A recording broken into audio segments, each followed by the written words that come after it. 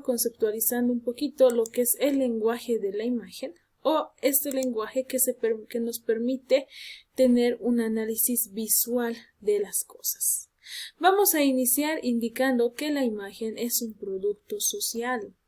¿A qué se refiere con que la imagen es un producto social? A que todo lo que nosotros vemos jóvenes, todo lo que nos rodea, está gobernando hasta cierto punto nuestra mentalidad y nuestra vida.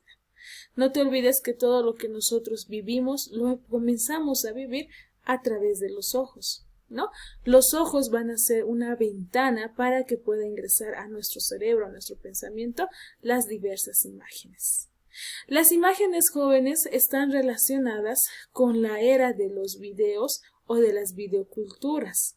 ¿Qué significa esto? Que las imágenes siempre van a estar relacionadas a la cultura actual que vivimos. Existe una cultura hoy en día que está relacionada a nuestra imagen, a nuestro aspecto. Por obvias razones, las imágenes no son neutras. ¿A qué se refiere esto de que no son neutras?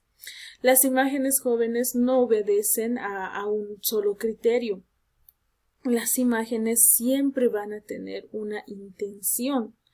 ¿Quiénes son los que van a utilizar más la imagen? Van a ser la televisión, el internet y la publicidad. Estos tres medios de comunicación nos van a saturar con imágenes para que nosotros podamos seguir alguna ideología o podamos comprender algún tipo de conocimiento. Como te decía, la imagen jóvenes siempre tiene una intención. No se hace por hacer, las imágenes siempre tienen algo cargado detrás. Bien, vamos a hablar ahora un poquito acerca de lo que es la imagen y lo que son los estereotipos. ¿A qué se le llaman los estereotipos? Cuando nosotros hablamos de un estereotipo, vamos a hablar de un conocimiento que nosotros conocemos y que vamos a utilizarlo dentro de nuestra vida diaria. En ese sentido, existen 5 tipos de lenguajes. Número 1, el lenguaje musical, que lo conocemos todos, es el lenguaje de los sonidos. Cualquier música que ustedes hayan escuchado tiene un lenguaje musical porque es cantado, ¿no? Cualquier canción tiene un lenguaje musical. Luego vamos a tener el lenguaje gestual, que también es conocido como la mímica o el lenguaje de los gestos. Es decir, esto va a incluir desde los gestos que hacemos como personas, desde una sonrisa, un fruncido de cejas, algún movimiento, hasta el lenguaje braille o el lenguaje de señas también, ¿no? Donde nosotros vamos a ver que también se puede hablar con otras personas mediante el uso de signos y señas con las manos. Otro lenguaje que está muy de moda es el lenguaje de tejidos. ¿Qué consiste esto? Consiste en formar diversos tipos de formas con lanas o hilos que van a tener un significado cultural. ¿A qué nos referimos? Los famosos aguayos en Bolivia, por ejemplo. Cada uno de esos rombitos, cada una de esas imágenes tienen un significado. Claro que no todos lo conocemos, pero tienen un significado para esa cultura. Y por último, ya terminando, vamos a hablar del lenguaje de colores. ¿Qué es el lenguaje de colores? Este lenguaje nos va a ayudar a estudiar el significado sociocultural de los colores a través de la cosmovisión. Es decir, hoy en día, jóvenes, y siempre ha existido, que las personas nos vestimos según los colores que nosotros queremos expresar a los demás, ¿no? De ahí nace de que el azul es expresión de tristeza, el negro es expresión de luto, el blanco es expresión de pureza. Existe también un lenguaje que está basado en los colores que conocemos. Y por último, el lenguaje de ambientes. Este lenguaje de ambientes nos implica contemplar el medio en el cual se van a desenvolver los seres humanos. Este va a determinar nuestro estado de ánimo. ¿A qué se refiere esto? Cuando hablamos de un lenguaje de ambientes, por ejemplo, si yo ingreso a un hotel de lujo y veo sofás, una cama, unos árboles decorativos, lo primero que voy a hacer es pensar y decir, este es un buen hotel. ¿Por qué? Porque mi lenguaje de ambientes me está ordenando ello. En cambio, si yo entro a otro lugar donde voy a ver tierra, basura, no sé, quizás descuido en las paredes, etcétera, y voy a decir, no, este lugar no es bueno. ¿Por qué? Porque el lenguaje de los ambientes también es muy poderoso al momento de que nuestro cerebro vaya decodificando los mensajes. Vamos a hablar ahora un poquito sobre la dramatización. ¿Qué significa dramatizar? Dramatizar significa representar una determinada situación o un hecho frente a un público. La dramatización, jóvenes, es un texto narrativo poético que forma parte de una obra de teatro.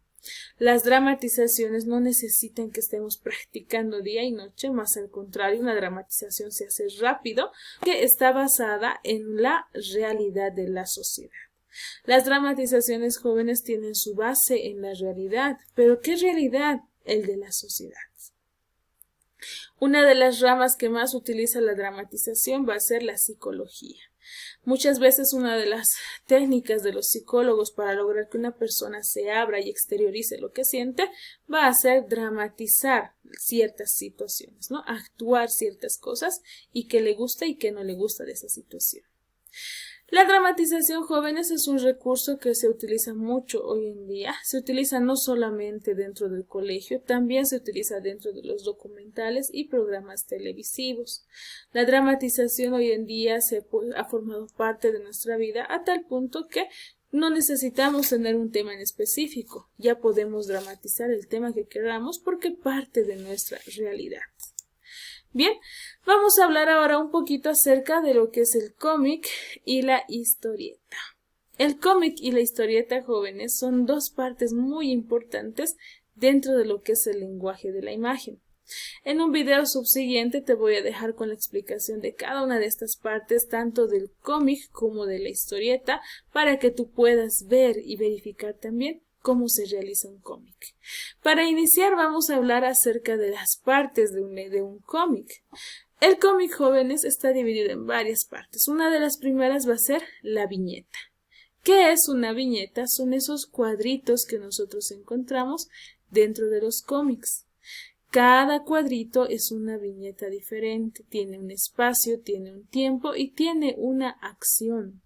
No puedo dejar una viñeta con un fondo de ciudad y lo dejo ahí. Tengo que ponerle algo de acción. Cada una de las viñetas, jóvenes, es importante que tenga diferentes tipos de bocadillos. ¿Qué son los bocadillos? Van a ser estos pequeños globitos que utilizan los personajes. Va a tener que también tener cartelas. ¿Qué son las cartelas? Van a ser aquellos cuadraditos que están sobre la viñeta que nos indican un momento, un espacio o un lugar. También es importante que hayan onomatopeyas. ¿Qué son las onomatopeyas? Son los sonidos escritos, ¿no? Toc toc, crash, boom, sonidos que han sido escritos.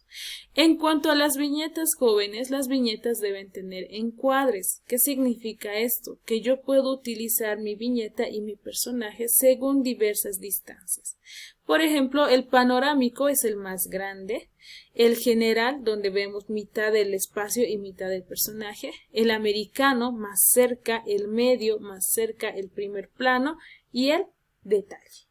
Entonces, fíjate, cada uno de estos encuadres permite que tu cómic se vea más interesante. En cuanto a los ángulos, vamos a hablar de un ángulo medio, de frente, de un ángulo picado, cuando estamos hablando de algo que está agachado, un ángulo cenital, de arriba para abajo, un ángulo contra abajo para arriba, y por último el nadir, que estamos debajo y el personaje está sobre nosotros.